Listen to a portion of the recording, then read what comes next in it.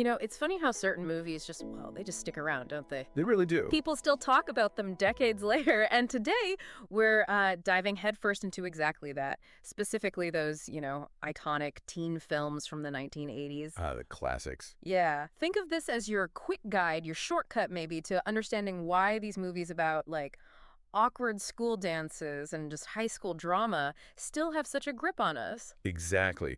We're doing a proper deep dive into why they appealed then and why they still have this significance now. Okay. We've gone through some really interesting material, different takes on what made these films tick. Right. And our mission really is just to get why they landed so powerfully back in the day, and importantly, why they still connect. We'll look at the key people behind them, those moments you just can't forget, and the cultural footprint they left. Okay, let's get right into it then. What is the secret sauce? Why are we still obsessed with these films? I mean, teenagers today aren't exactly rocking those hairstyles, are they? No, definitely not the hairstyles. But that's a great point. The surface stuff, the fashion, yeah, that's pure 80s. Right. But what the sources we looked at really stress is that these films are they're time capsules, sure, but time capsules of teenage angst, high school drama, and coming-of-age tales that still resonate powerfully today. So it's deeper than the look. Much deeper. They tapped into something universal about being that age. It's less about the leg warmers. Yeah. And more about that feeling, that struggle of just trying to figure out who you actually are. That makes a lot of sense. That whole being on the edge of adulthood thing, navigating all these huge emotions, often for the first time.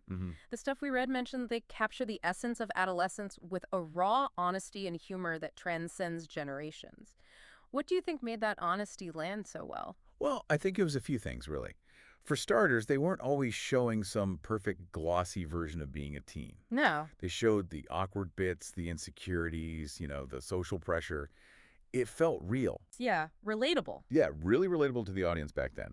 And that honesty, even with all the funny moments, let people see themselves up there on screen.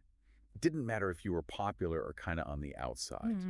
Like once, sir, they offered a mirror to your soul. Think about the Breakfast Club, right? All those different stereotypes. Oh, yeah, the brain, the athlete. Exactly. The brain, the athlete, the basket case, the princess, the criminal. But underneath, they all had that same vulnerability. Which kind of brings us neatly to what loads of people call the golden era for teen movies. The 80s. Definitely. It's just undeniable the sheer number of really influential films that came out then. What was going on? Why then? It feels like a few things just came together. Yeah. There was this growing awareness that teenagers were, a big deal, culturally, economically. A target audience. Pretty much. Yeah. So filmmakers started aiming right at their experiences, their interests. And there was also this new willingness to talk about those experiences more openly, more honestly. Right. These films really did leave an indelible mark on pop culture. You mentioned The Breakfast Club, 1985, that motley crew of high school stereotypes. It really did kind of create a blueprint for exploring all that social stuff. And it's interesting because while we're focusing on films about the teen experience, even something huge like Back to the Future, Oh, yeah. which, took time travel to a new level of coolness, that also hit big with teens. It had a teenager right at the center dealing with some pretty universal kid-parent stuff, figuring things out. Absolutely. It just shows how much that focus on youth, on that age group, was just baked into pop culture back then. Totally. And speaking of the films that really defined the era, Yeah. you absolutely have to talk about the key people, the directors who shaped the whole genre. And on top of the list, the name everyone just instantly connects with 80s teen movies, John Hughes. Has to be. The sources pretty much say he's synonymous with the genre, had this unparalleled ability to craft relatable characters and scenarios. What was his magic touch? Hughes he understood the inner life of teenagers. He didn't patronize them. Yo, he took them seriously. Exactly. He treated their worries, their feelings, with respect, even if adults thought they were silly. Films like 16 Candles, Pretty in Pink. They're called masterclasses in storytelling, capturing the awkward essence of teenage life for a reason. Yeah. He found the funny side of the awkwardness, but he also treated the anxieties underneath really sensitively. He kind of made it okay to feel unsure, to struggle with who you are, to want to fit in. It's amazing how he balanced the comedy and the heart, And then there's Cameron Crowe, another name that pops up, especially for Fast Times at Ridgemont High. That one's described as a gritty comedic look at high school life.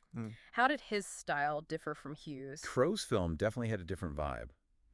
A bit more observational, maybe. Right. Like a wider look at all the different groups and things happening in high school.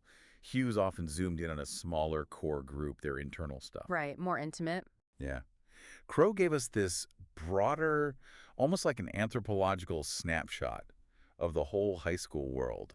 Still funny, but maybe, yeah, a bit grittier, a bit more edge, showing a different side of being a teen. Now, something you absolutely cannot ignore with these movies is the music. Oh, definitely not. It's like the soundtracks are almost inseparable from the films themselves. The analyses we read really emphasized how many of these soundtracks became as iconic as the films themselves.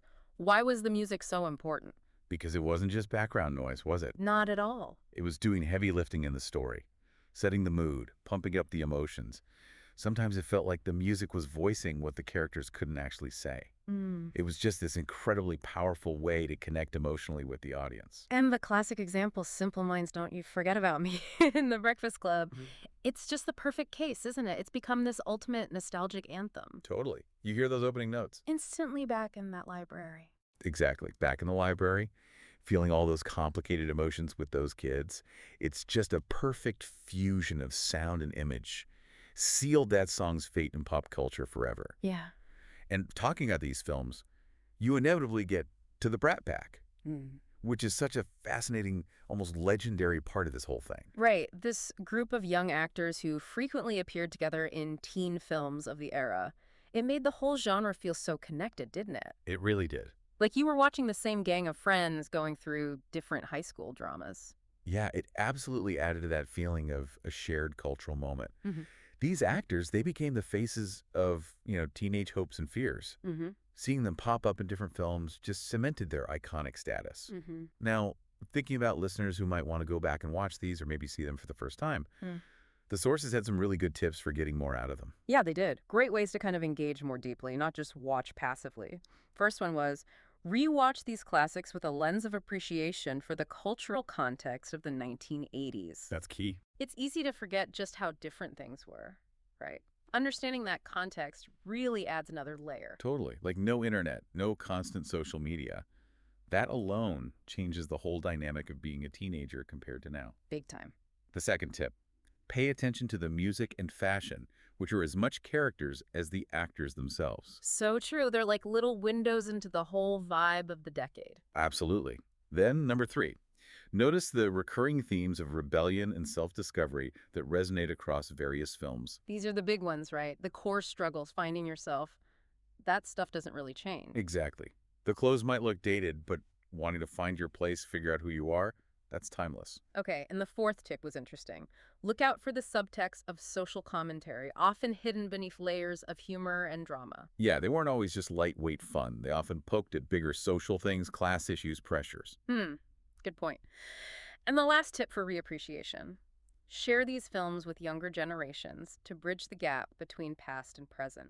I love that one. It's a great way to connect, share a bit of cultural history. Definitely. And beyond just rewatching, there were also some more outside-the-box ideas for engaging. Yeah, like this first one.